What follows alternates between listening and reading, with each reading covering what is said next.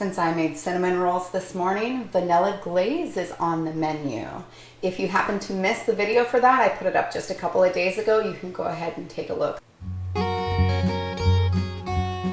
This recipe only calls for 5 ingredients, which is great, and it ends up tasting amazing. But you're gonna wanna start with 3 cups of powdered sugar.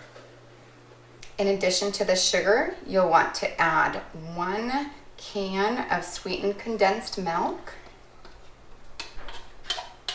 I love this. I put this in my caramel, everything.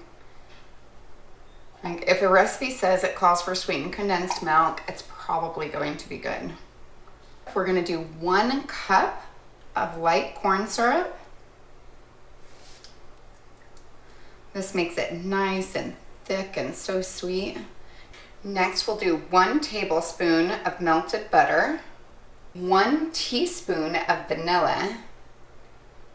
And you notice how careful I am about my measurements on that. If there's a little extra or not as much, it's okay. And you just mix it until it's nice and smooth.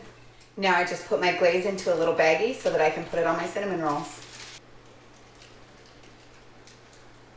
I then removed my bag from out of my jar, which did such a good job holding it open for me.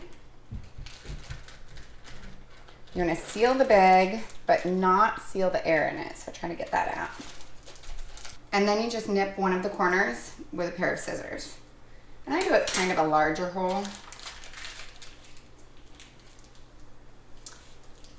And then you have to carefully, so that you don't squeeze it out the back, squeeze towards your corner and apply it on your cinnamon roll.